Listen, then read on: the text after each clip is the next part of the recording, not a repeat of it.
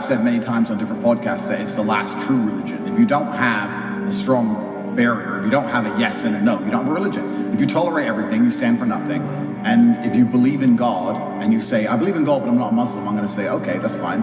You're a Christian. What is Christianity anymore? What does it mean?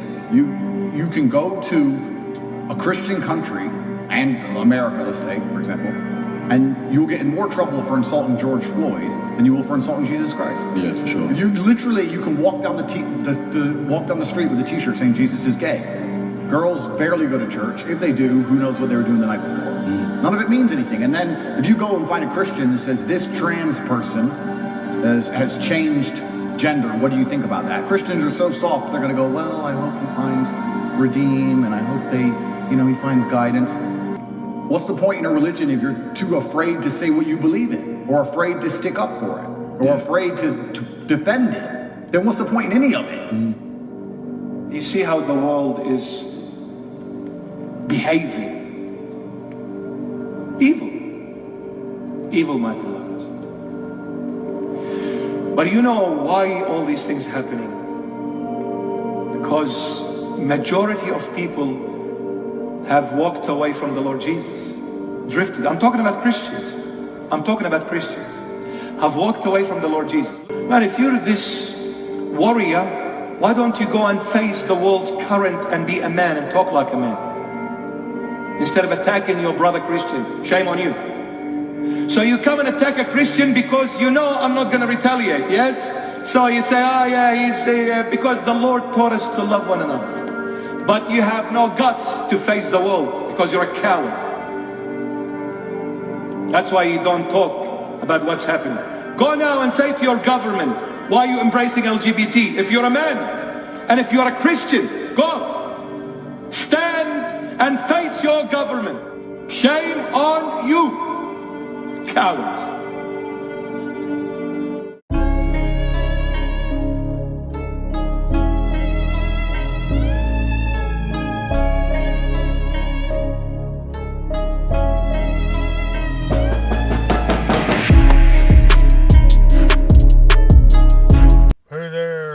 Freedom fighters, I'm back with another one. Well, today we're going to talk about a few articles and a few stories that I gathered up for the weekly roundup. And I don't know if you saw this Pastor Mari Emmanuel. I think he's actually a minister, but he got attacked during a live sermon. Or I think it was, if it wasn't live, it was recorded. And I'll try to add the video. But yeah, he got stabbed and attacked, and we just had another one a few days ago too in Pennsylvania where a guy pulled out a gun on the pastor and supposedly the gun jammed or something. But a whole bunch of church attacks recently. So anyway, Mr. Emmanuel is like an Australian preacher, maybe the UK, or he's like in Europe or something like that, whatever. But anyway, this brings me to this article for the UK Daily Mail, where this guy, in response to the attack on Mr. Emmanuel, said that Christians need to rise up and take a stand. And then it says the cucked thought police came and paid him a visit, and it says, yeah, right here, John Joe Hooper says this is the end of free speech in UK as two cops visit his home in Hastings, Sussex. And I mean, look at these two officers. There's a picture right here I'll try to post up. It says this is a look at two officers who visited Mr. Hooper. I mean, look at this lady. It's frickin' Hillary. It's a Hillary clone. And, these women cops, it's always the same.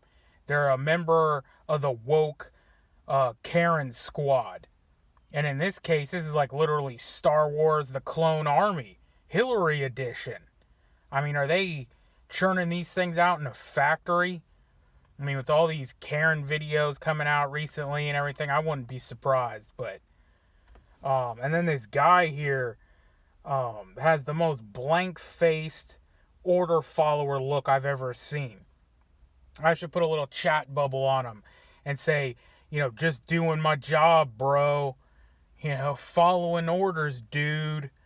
is the look he has. He's just going along to get along and doing as he's told, like they always are. But yeah, I mean, how many times have we seen this, with like Tommy Robinson or any of the European people left that still have a backbone, standing up for their country and culture. And it's usually one of their own, a European or whatever, a white cop shows up and puts an end to it.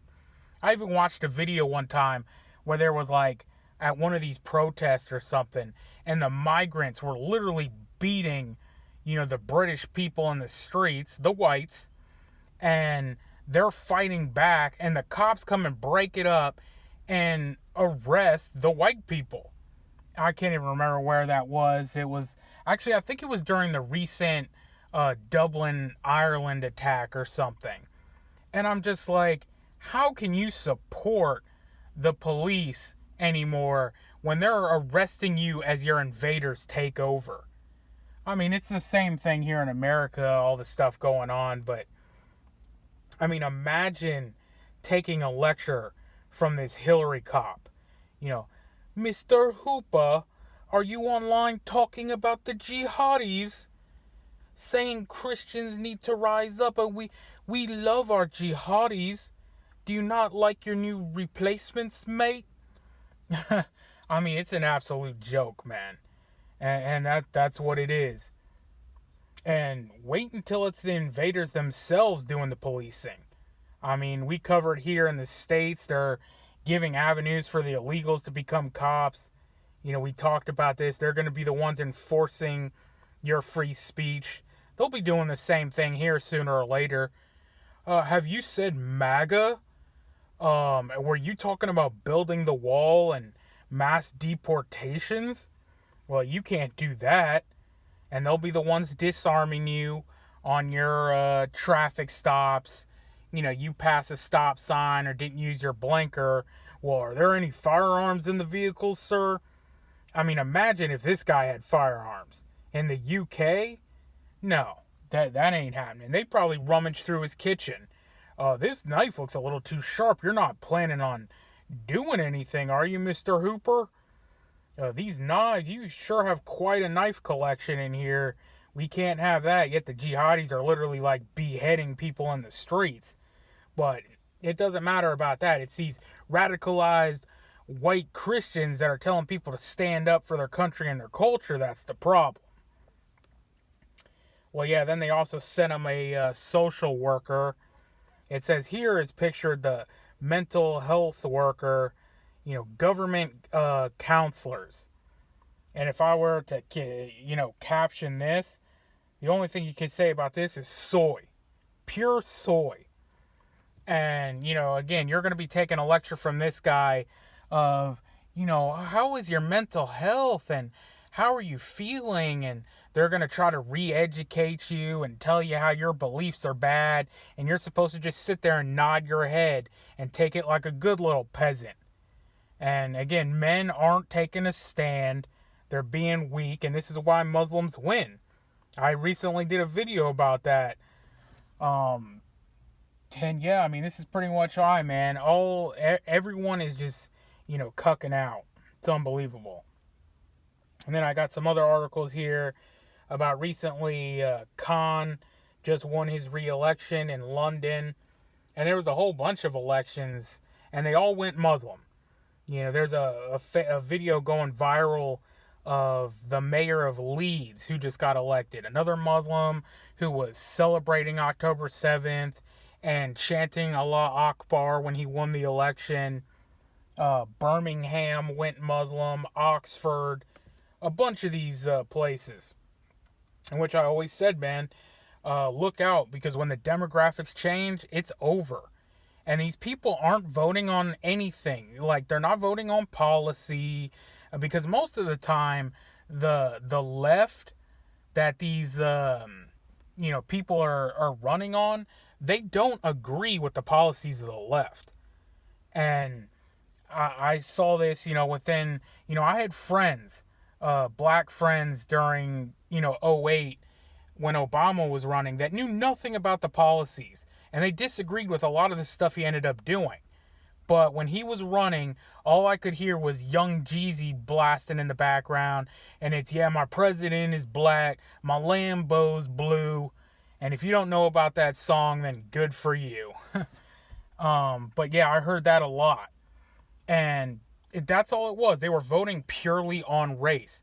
And a lot of these Muslims, again, they're not for the woke agenda. They're not pushing that LGBTQ cucked European Western ideology, but they know, like, this is in our best interest, and this is how we take over. That's purely what they're voting on. And it's over if something's not done very soon. Some would say it's already too late. I mean, especially for them, because, I mean, they're disarmed. The numbers are dwindling by the day. I mean, I never want to say it's too late, but it sure ain't looking good for them. And I hate this saying that, they got what they voted for, because most of them didn't. It's a select few of, brainwashed idiots who want their own destruction, and then demographic change. I mean, once it gets to a certain level, like I said, they're going to all vote for their people, and then you're going to have the woke indoctrinated whites that say, oh yeah, look at me, and virtue signal, I'm woke, and I'm accepting, and I'm going to do it all, and then that's it. There goes your majority, and your patriotic, whatever, Ireland's or Britons and, whatever, their vote is completely out the way, and they're done for. And they're not going to stand up for anything. And especially Christians nowadays, they've just pretty much all but folded. And all credit goes to Freedom Inc. on this one. He's been calling out the so-called Christians for a while now. And they just don't fight for anything at all. And I remember having this debate down in the comment sections with, can't remember if it was God, Family, and Guns, or, I mean, don't hold me to that. I can't remember if it was him or not. It was one of these guys. It might have been like Gun-Toting Pastor or something. I forget it, but it was one of these like religious channels that also was like a guns and ammo channel. And I remember one day he was doing a video like supporting gun control or talking about something about gun control. And I told him, I'm like, you should be resisting this. And I kind of cornered him, into a corner where eventually he admitted what it always comes down to was, well, you got to follow the laws or else they're going to kill you. And I'm like, yeah, that's exactly my point. And like, why are you afraid to die as a Christian? Because the Muslims aren't afraid of this. At the end of the day, they're like, if you're going to send me home to God, that's what they want. They are in full favor of that. They will stand for what they believe in. And if they're going to get killed for believing in it, well, then they feel like they're going to be rewarded.